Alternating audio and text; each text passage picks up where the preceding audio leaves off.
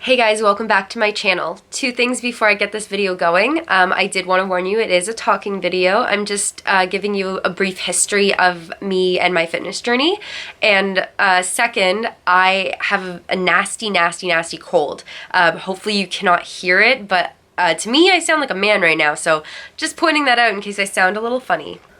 So when I was around 16 years old, I had started cheerleading and I had started partying. I weighed about 95 pounds and I didn't know at the time, but I was definitely suffering from an eating disorder. I was pretty much on a liquid diet that consisted of vodka and any other alcohol that was in the vicinity. Me and my friends were drinking every single weekend, and it was probably one of the most unhealthy times in my life. Looking back, I see photos of myself during that time and I cannot believe how thin I was. I was absolutely skin and bone and I didn't know it at the time. And now I understand why my parents were so worried about me back then. Fast forward a couple years, I'm now 18 years old and I've actually gained about 20 pounds. This was a good time for me. I felt pretty good about the weight that I had gained because I knew then that it was a lot healthier for me. This was definitely around the time where I stopped partying, I stopped drinking, I let go of a lot of toxic relationships. So 2014 rolls around and I'm now out of college, I'm working at the mall, and I've now gained another 20 pounds. At this rate, I'm weighing about 140 and I am feeling gross. I'm feeling horrible about myself. It was a very unhealthy area to be in. Looking at myself, I didn't care as much about my actual appearance.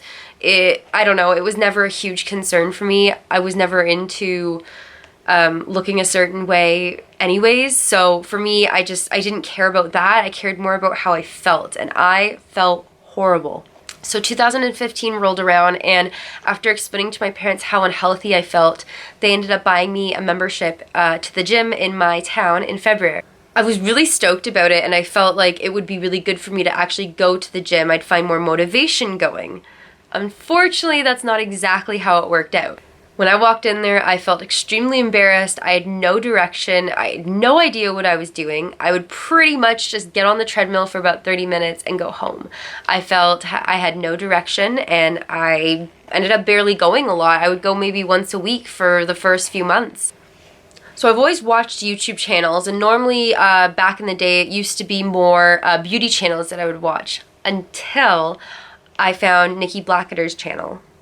Through her channel, I found a lot of inspiration. I started watching a lot of her workouts and mimicking certain things that she was doing, as well as I learned about macros through her, as well as tracking your food. By April, I was going 5 days a week, and I would do 30 minutes of cardio and 30 minutes of weightlifting. By May, not only was I tracking my macros and tracking my food, I was meal prepping as well as taking lunches with me instead of buying lunches at the mall. So little things like that made a huge difference for my diet.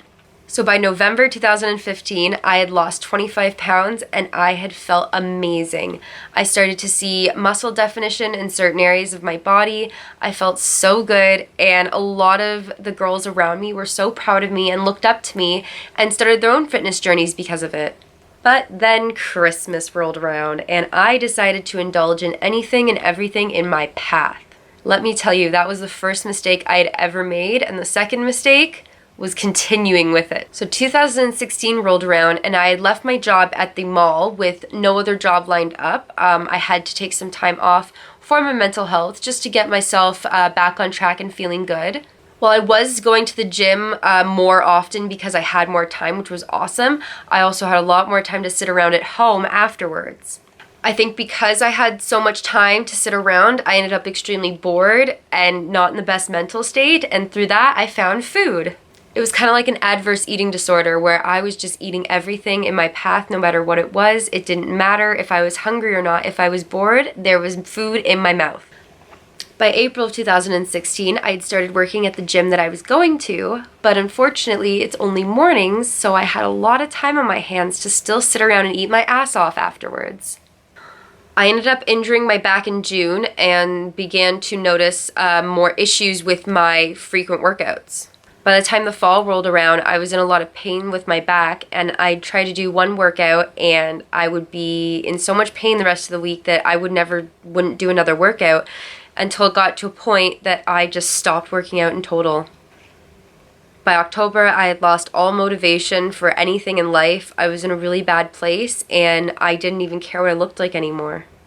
Which may sound good, but it wasn't good. It was bad because I didn't care what I was eating anymore. I didn't care what I was putting into my body. You have to care. There has to be a part of you that does care a little bit about what you look like, because then at least you know your body's happy and it's healthy. By the end of 2016, I'd gained all the weight back that I had lost. While I don't think it displays itself the same way as it did before, if that makes any sense. I don't think I looked the same as I did when I first started, but I certainly don't look like I did back in November of 2015. And I definitely didn't feel the same either. So for 2017, it's time to get back to basics. I'm tracking macros again, I'm eating whole foods, and now I'm luckily able to work out about 4 to 5 times a week. I do have a pinched nerve in my back that they found, so I am in the middle of getting that treated. So for now, I do have to modify a lot of my workouts, but it's still good to hear that I can work out. I am also in the middle of becoming a certified trainer, so with all the knowledge that I can share now, it's going to make my journey a lot easier, and hopefully I can help you on yours too. Alright, so that about wraps up my fitness journey. I hope it wasn't too boring for you to listen to. Any questions, comments, or concerns, you can leave them down below, and I will get back to you. Okay, I'll see you in the next one, guys.